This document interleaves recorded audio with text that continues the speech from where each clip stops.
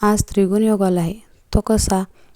एक म्हणजे श्री गुरुदेव दत्तांची आज जयंती, दोन म्हणजे श्री महालक्ष्मी व्रत चा दुसरा गुरुवार, मार्गशीर्ष महिन्यातला दुसरा गुरुवार, आणि तिसरा योग म्हणजे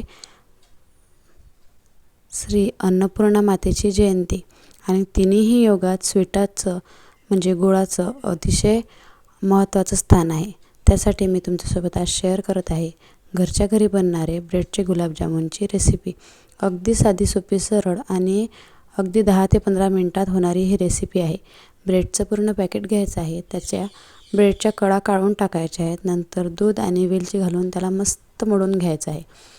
तिन्ही व्रत असे आहेत की त्यामध्ये आपण गोडाला अतिशय महत्त्वाचे स्थान देतो. गुरुवार म्हटला की वेगवेगळ्या स्वीट्स आपल्या डोक्यात येतात, पण हे स्वीट अतिशय उत्तम आणि लवकर होणारं आणि अतिशय सोपं असं आहे. बघा, अशा प्रकारे मी छानपैकी हे गोळा मळून घेतला आहे. त्यानंतर आपण गोळा बाजूने ठेवून देऊ आणि त्याला मस्तपैकी थोडं मऊ होऊ देऊ. त्यानंतर अजून आपण एकदा त्याला हाताच्या साहाय्याने छान मळून घेऊयात.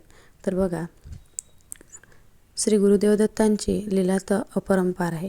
त्यानंतर आपल्या घरात असणारी अन्नपूर्णेची पूजाही आपण करू शकतो. आणि अन्नपूर्णा माता प्रसन्न असली तर धनधान्य सौख्य आपल्याला मिळते.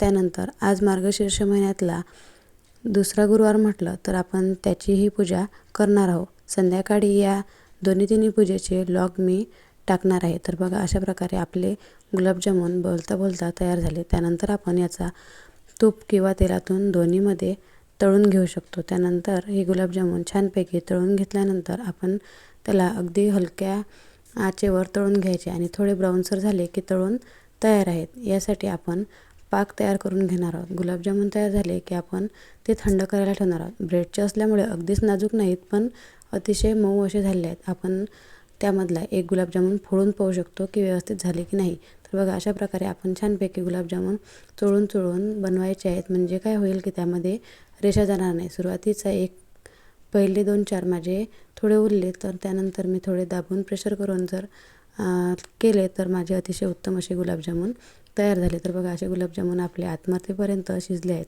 1 वाटी पाण्याला आपण या ठिकाणी पाऊण वाटी साखर घेतली आहे. त्यानंतर आपण या साखरेच्या पाकाला अगदीच एकतारी पाक करण्याची गरज नाही. अतिशय साधा, फक्त साखर विरघळेपर्यंत आणि त्यानंतर 2 ते 3 मिनटं आपण याला उकळी येऊ देणार आहोत. आणि आपण यामध्ये केसराचा वापर करणार आहोत, जेणेकरून काय होईल की अतिशय उत्तम असा कलर येईल.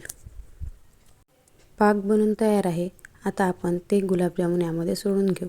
त्यानंतर आपण हे गुलाबजामुन त्यामध्ये सोडून अगदी 5 ते 10 मिनटात हे खायला तयार होतात. थोडा वेळ आपण याला थोडा पाक थंड करूनच त्यामध्ये टाकायचे आहेत. तर बघा, अशा प्रकारे आपला पाक तयार आहे आणि सुंदर कलर तयार झालेला आहे. तर बघा, अशा प्रकारे छानपैकी हा पाक तयार झाला की आपण सगळे गुलाबजामुन एकसोबतच त्यामध्ये सोडून घेऊयात आणि त्याला थोडा वेळ झाकून ठेवून देऊया.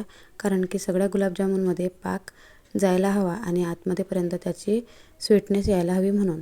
तर अशा प्रकारची साधी, सोपी, सरळ माझी रेसिपी तुम्हाला कशी वाटली हे मला नक्की कमेंट करून सांगा. आणि हो, ब्रेड जर उरत असतील तर ही रेसिपी तुम्ही नक्की ट्राय करा. आणि हो, छोट्याशा एका पुड्यामध्येच माझे जवळजवळ एवढे सारे गुलाबजामुन झाले आहेत. तर बघा, अशा प्रकारची रेसिपी तुम्ही नक्की ट्राय करा. आणि व्हिडिओ आवडल्यास लाईक करा, कमेंट करा, शेअर करा आणि सबस्क्राईब करा माझ्या चॅनलला.